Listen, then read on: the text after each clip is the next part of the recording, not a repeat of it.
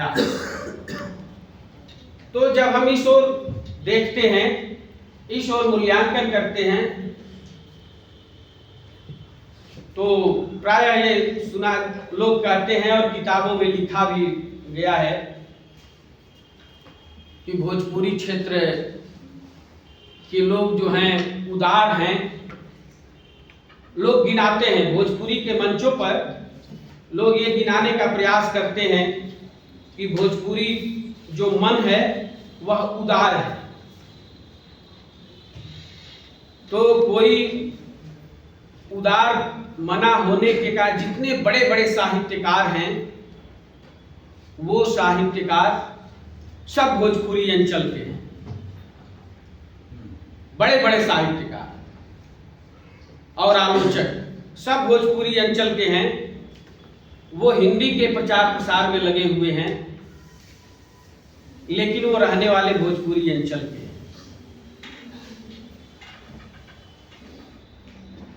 लेकिन बहुत क्षमा याचना के साथ मैं कहना चाहता हूं आप लोगों से और आदरणीय मंच से कि आचार्य रामचंद्र शुक्ल जैसा इतिहासकार जब हिंदी साहित्य का इतिहास लिखता है 1929 में, तो आचार्य शुक्ल जैसे इतिहासकार को भी आखिर भोजपुरी के बारे में, हिंदी साहित्य के इतिहास लिखते हुए भोजपुरी के बारे में एक लाइन भी कहीं आचार्य रामचंद्र शुक्ल नहीं लिखते हैं। इसका कारण क्या? इसका कारण क्या माना जाएगा कि वो राजस्थानी, डिंगल, पिंगल ये सारे भाषाओं में तो लिखते हैं, के बारे में लिखते हैं, लेकिन भोजपुरी साहित्य के बारे में, भोजपुरी के बारे में वो नहीं लिखते हैं। वो कहीं भी एक लाइन भी परिचय नहीं देते हैं। और उनके बाद के जितने भी इतिहासकार आते हैं वह भोजपुरी साहित्य को लेकर के, भोजपुरी में जो लिखा पढ़ा जा रहा था उस संदर्भ में वो कहीं भी अपने इतिहास में कहीं भी जिक्र नहीं किए। तो इसको मैं दो रूपों में मैं देखता हूं। ये मेरी सोच है, गलत भी हो सकती है। एक पहली सोच तो ये है हमारी कि आचार्य रामचंद्र शुक्ल जब हिंदी साहित्य का इतिहास लिख रहे थे तो उसी समय हीराडोम की कविता आ चुकी थी, अछूत के शिकायत 1914 में। लेकिन आचार्य रामचंद्र शुक्ल कहीं भी जिक्र नहीं करते। तो इसके पीछे कारण क्या हो सकता है? उसके बाद आचार्य शुक्ल के बाद जब आचार्य हजारी प्रसाद द्विवेदी आते हैं तो हिंदी साहित्य के इतिहास के वर्ष 3 इतिहास लिखते हैं। हिंदी साहित्य की भूमिका, हिंदी साहित्य का उद्भव, विकास और हिंदी साहित्य का आदिकाल। लेकिन वो भी इस तरह की चर्चा कहीं हिंदी साहित्य अपने इतिहास ग्रंथों में कहीं इस तरह की करते नहीं।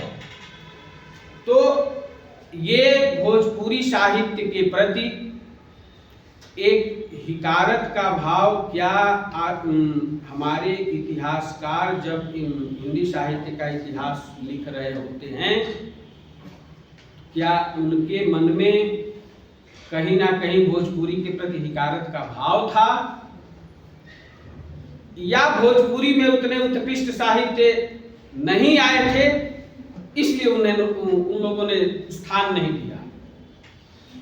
जबकि जब हम भोजपुरी की बात करते हैं तो हम उसको खींच के लाते हैं गोरखनाथ पर। गोरखनाथ की कविता पढ़ाई जाती है, हसीबा कलीबा रहीबा रंग काम क्रोध न करीबा संग, भोजपुरी की कविता उनको भोजपुरी में पढ़ाया जाता है। और भोजपुरी के प्राचीन कवियों में गोरखनाथ को लाते हैं। कबीर दास को भोजपुरी से जोड़ते हैं, हमरी बानी पूरब की, हमें लखे ना कोई, हमें तो सोई लखे जो धुर पूरब का होए। लेकिन ऐसे कवियों को हमारे इतिहासकार जो हैं वह अपने हिंदी साहित्य के इतिहास में वह किसी दूसरे रूप में याद तो करते हैं, लेकिन कहीं भोजपुरी को लेकर के वो जिक्र नहीं करते। अब जब हम आगे बढ़ते हैं तो आगे आते हैं तो हमारे पास भोजपुरी में ये लिखने एक तो एक एस्पेक्ट हुआ, लेकिन बाद में जब भोजपुरी पर भी हम साहित्य पढ़ाते हैं तो उत्कृष्ट साहित्य की जब बात करते हैं भोजपुरी में अपनी मातृभाषा में, तो कविताएं तो बहुत अच्छी मिल जाती हैं भोजपुरी में। भोजपुरी के कविताओं को देखा जाए तो भोजपुरी में ऐसे ऐसे कवि हैं, कविताएं हैं जो हमारे हिंदी साहित्य में लिखी जाने वाली लिखे जाने वाले तमाम कवियों के वरक्स पैरेलल खड़े होने जैसे हैं। चाहे आज के जो समकालीन दौर में जो विमर्श किए जाते हैं, उन विमर्शों की बात अब विमर्श के रूप में, डिस्कोर्स के रूप में भोजपुरी में भले न आई हो, लेकिन उस यथार्थ की बात, उस दर्द की बात, उस चेतना की बात भोजपुरी कविताओं में मिलती है।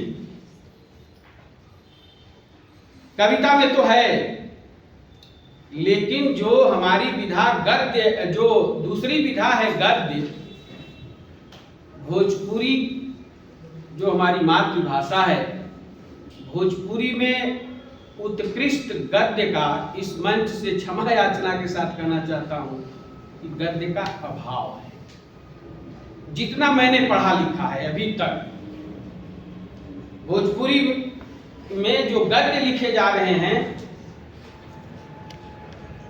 अब उपन्यास की जब हम बात करते हैं अपनी मातृभाषा भोजपुरी में लिखे जाने की, तो वही एक उपन्यास आता है दंडी स्वामी विमलानंद सरस्वती का बौधायन। कहानियों की बात आती है तो वहीं से शुरू करते हैं किसान भगवान। लेकिन जो आज के दौर में जिस कलेवर की कहानियां आज लिखी जा रही हैं हिंदी साहित्य में, अंग्रेजी में, चाहे और जगहों पर, उस तरह, उस चेतना के, उस स्वर को उद्घाटित करने वाली कहानियां, उस तरह के निबंध, उस तरह के उपन्यास भोजपुरी में अभी नहीं लिखे जा रहे। आज के दिन ये इस बात को हमको स्वीकार करना, मैं तो ये मानता हूं कि भोजपुरी में अभी उस तरह की रचनाएं नहीं आई। इसके साथ ही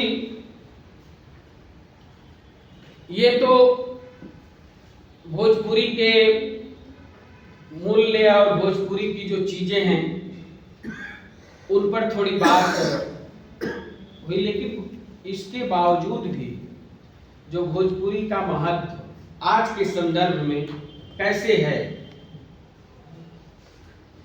तो भोजपुरी का महत्व आज के संदर्भ में हम सोशल मीडिया और बहुत लोग ये कहते हैं, तमाम मंचों पर लोगों से बहस तक हो जाती है, और कभी कभी मैं भोजपुरी के मंचों पर अकेला भी पड़ जाता हूं, जो भोजपुरी को राजनीतिक स्टंट के रूप में देखते हैं। ये 8वीं अनुसूची में शामिल किया जाता है। तो क्या भोजपुरी को 8वीं अनुसूची में इसलिए शामिल किया जाना चाहिए कि ये फिल्मों की भाषा हो गई है? फिल्मी गीत जो हैं भोजपुरी में देश विदेश में सुनते हैं, और भोजपुरी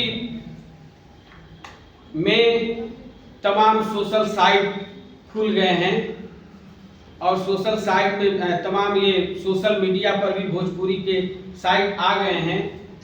ये इसलिए भोजपुरी का महत्व बहुत ज्यादा बढ़ गया है।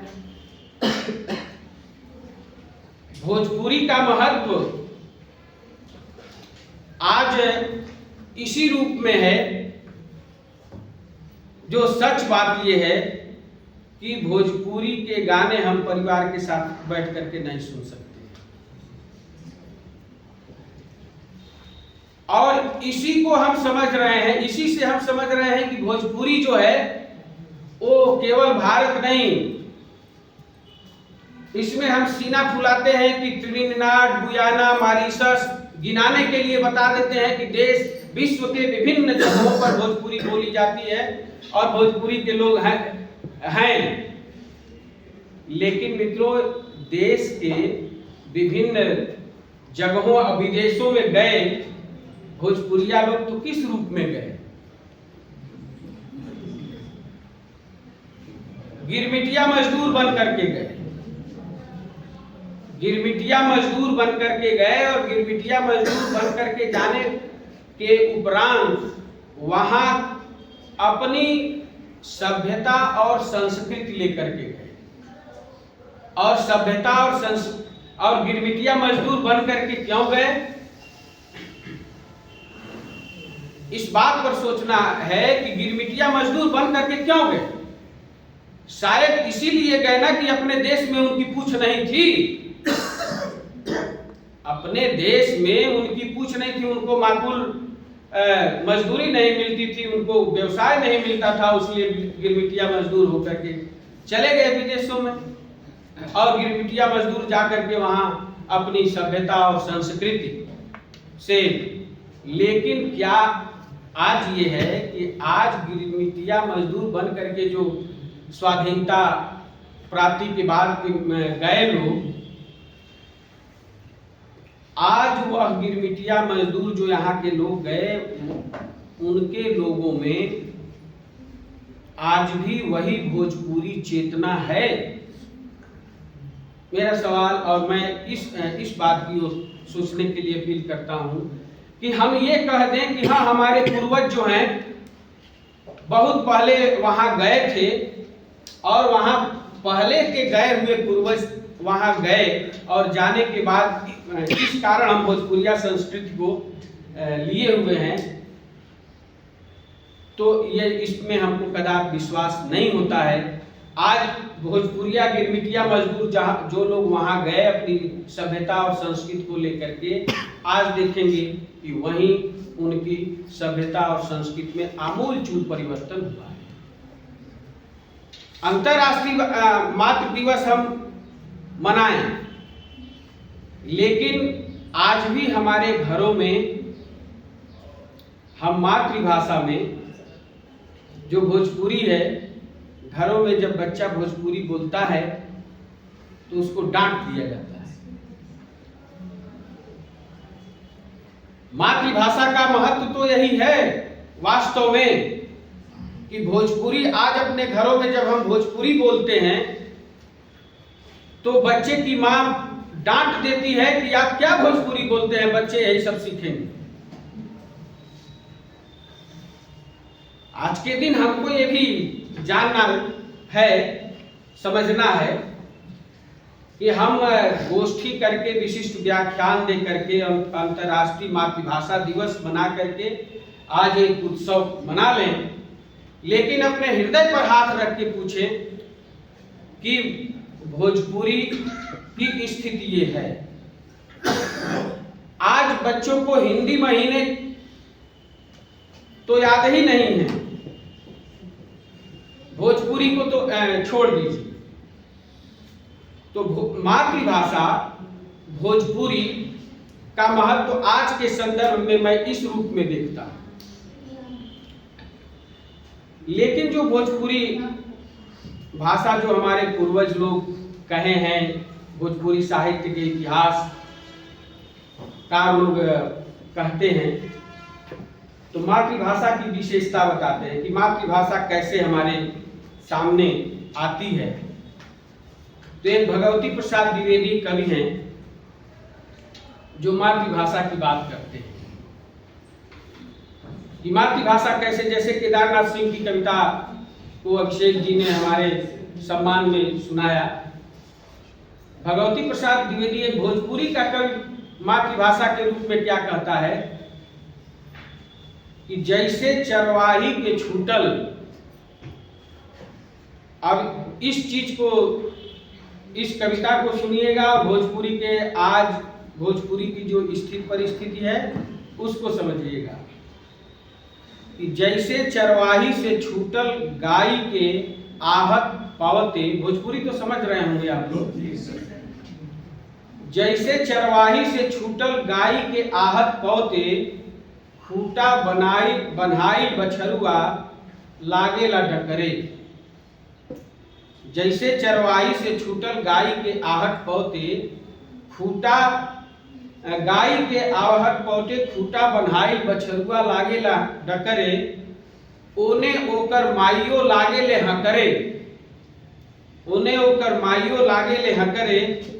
जैसे लइका के रोवाई सुनते, लड़कोरी महतारी के छाती से फफात दूध लागेला टघरे। ओइसे ही जब तक अनसुहाते, जबान पर आ जाली, मिश्री यस घुरा जाली, होके खुलासा हमार मातृभाषा, हमार मातृभाषा। ये मातृभाषा के संदर्भ में भोजपुरी का कविता होता है। लेकिन आज स्थिति क्या है? आज हम छींकते भी हैं, कहते सारी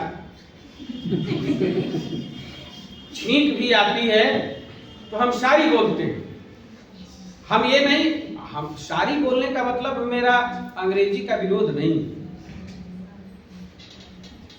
तो हमारी चेतना में तो ये चीजें आई कि हम छींकते हैं तो सारी बोलते हैं, किसी को हमसे धक्का लग गया तो हम सारी बोलते हैं। तो हमारी चेतना में तो इस रूप में समाया हुआ है। तो इस केवल सूत्र रूप में कि इस मातृभाषा, अंतर्राष्ट्रीय मातृभाषा दिवस के दिन ये सूत्र है। अब एक बात और कहना चाहता हूं कि आज जो वैश्वीकरण का जो युग है, इस वैश्वीकरण के युग में अंग्रेजी का वर्चस्व पूरे देश भर में है, पूरे विश्व भर में। तकनीकी क्रांतियां हैं और यूनेस्को की एक रिपोर्ट वर्तमान में आई है, जिसमें यूनेस्को ये अंतर्राष्ट्रीय मातृभाषा दिवस क्यों मनाने के लिए कहा, अब पूरे देश भर में मनाया जा रहा है। इसके पीछे की अंतर्कथा में थोड़ा चर्चा कर दूं कि 1993 का जो वर्ष हुआ अपने देश में या पूरे विश्व भर में, 1993 का वर्ष यूनेस्को ने ये घोषित किया कि विलुप्त होती भाषाओं का वर्ष होगा। 1993 का। आज हमारी भाषाएं जो है निरंतर मर रही हैं।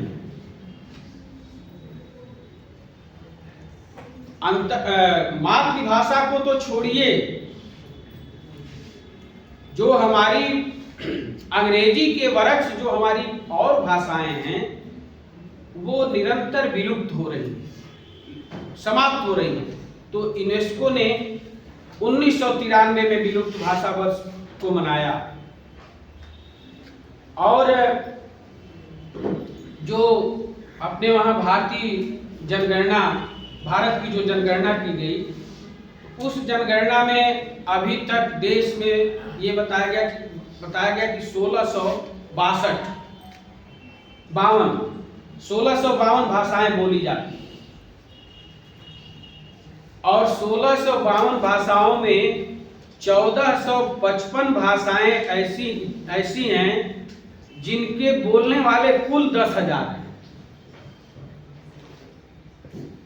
1652 भाषाओं में से 1400, ये यूनेस्को की रिपोर्ट है, लिखित रिपोर्ट है कि 1652 भाषाओं में 1455 भाषाएं ऐसी हैं जिनके बोलने वालों की संख्या 10,000 से कम। जो हमारे देश की 22 भाषाएं हैं जो 8वीं अनुसूची में शामिल हैं, उनके अलावे भी और सारी भाषाएं हैं। उन भाषाओं के बारे में हम ये जान सकते हैं कि उनकी स्थिति क्या है। यूनेस्को की रिपोर्ट है, ये गूगल से खोजने पर मिल जाएगा। लेकिन इन सब के बावजूद अब 5 मिनट में मैं अपनी बात खत्म कर रहा हूं कि इन सब के बावजूद भोजपुरी में जो लिखा पढ़ा जा रहा है वो क्या हिंदी और संस्कृत के वरस अपनी पहचान बनाने में सफल हो रही है कि नहीं भोजपुरी? एक दो उदाहरण बता करके अपनी बात खत्म। मित्रों, चाहे वो दलित संदर्भ हो, चाहे वो स्त्री संदर्भ हो, चाहे वो अल्पसंख्यक संदर्भ हो, इन सारी चीजों को भोजपुरी में जो भोजपुरी की कविताएं आ रही हैं उन कविताओं में दिखाया जा रहा है। और पहले की जो कविताएं हैं उसमें भी उनको चेतना के रूप में उसमें दिखाया गया। जैसे हमारे संत कवि कबीरदास जब ये कहते हैं कि एक बूंद से सृष्टि रची है, को बाभन को सुधारे, ये कहते हैं ना, वर्ण व्यवस्था को खत्म करने के लिए ये बात कबीर कहते हैं। संस्कृत में कहा गया, एक क्षमा राव संस्कृत की कवित्री हैं, तो संस्कृत में वो कहती हैं कि मनुष्य कुल संभूता वयम सर्वे सहोदरा।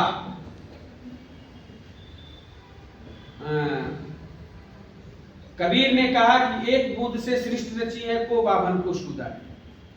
क्षमा राव, पंडिता क्षमा राव कहती हैं कि मनुष्य कुल संभूता वयम सर्वे सहोदरा, यानी मानव कुल में, उसका हिंदी अनुवाद हुआ कि मानव कुल में जन्म लेने के कारण हम सभी लोग सहोदर हैं। फिर वो आगे कहती हैं कि जगत्याम ही समाह सर्वे नोच्चः कोपिना, कहती है कि संसार में सभी समान हैं, कोई ऊंचा नीचा नहीं है।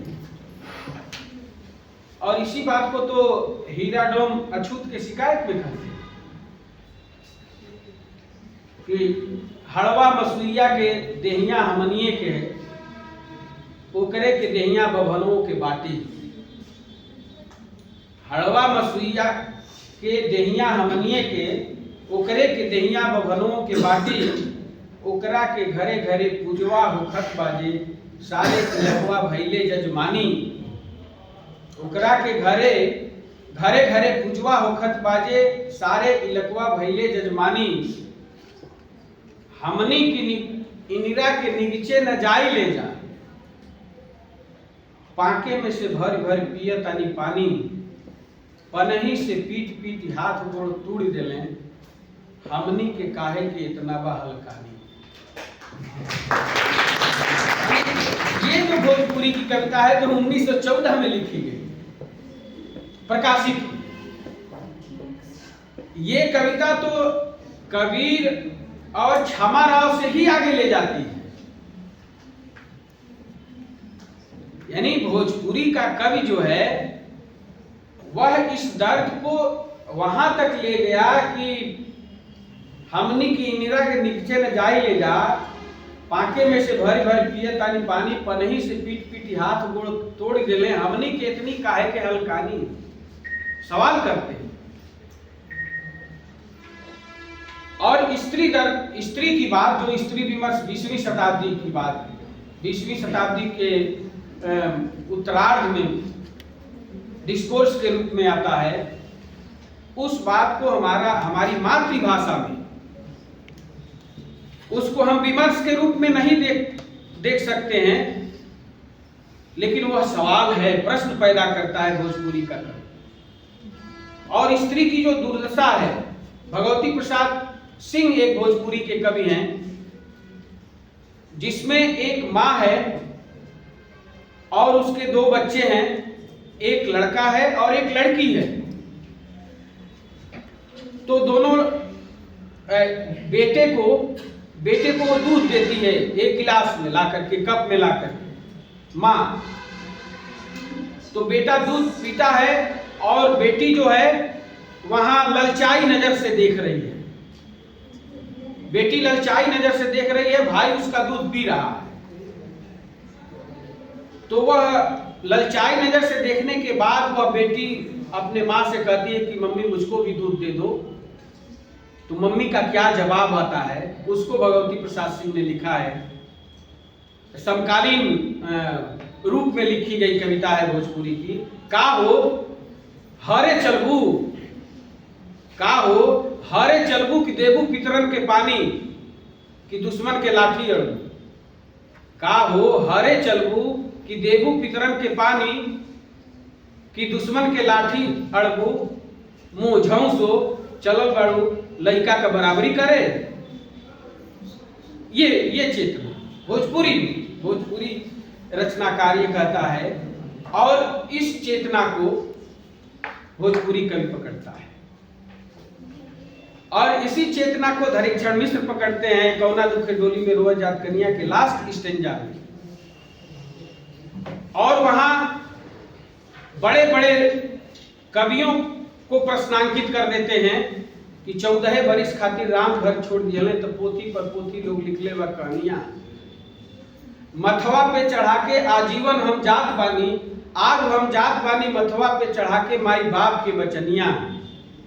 हमारी बेर दुकाहे दो सूख गई वाल्मीकि व्यास कालिदास के कलमिया।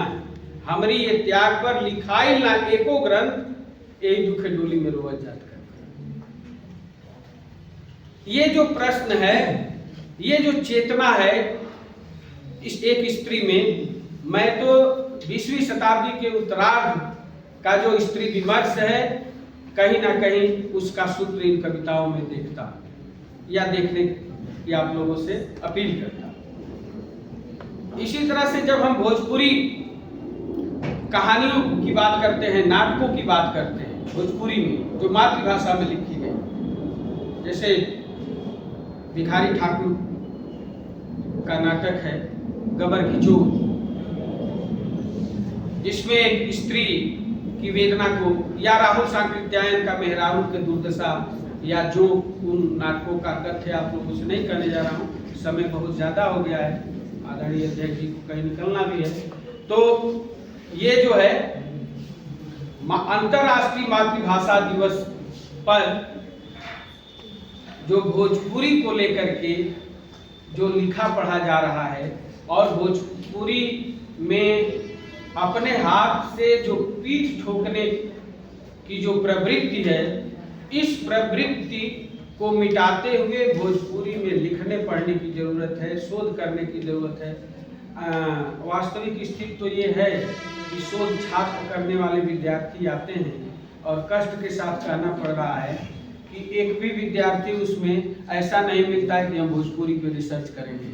मातृभाषा की यही अंतर्राष्ट्रीय मातृभाषा के दिन भोजपुरी की यही स्थिति है मित्रों। मैं इन्हीं शब्दों के साथ और आप सबको धन्यवाद देता हूँ। आदरणीय विभागाध्यक्ष के प्रति मैं आभार व्यक्त करता हूँ कि हमको यह जिम्मेदारी दिए। अब उस जिम्मेदारी पर मैं कितना खरा उतरा, आप लोग और आप विद्यार्थी सब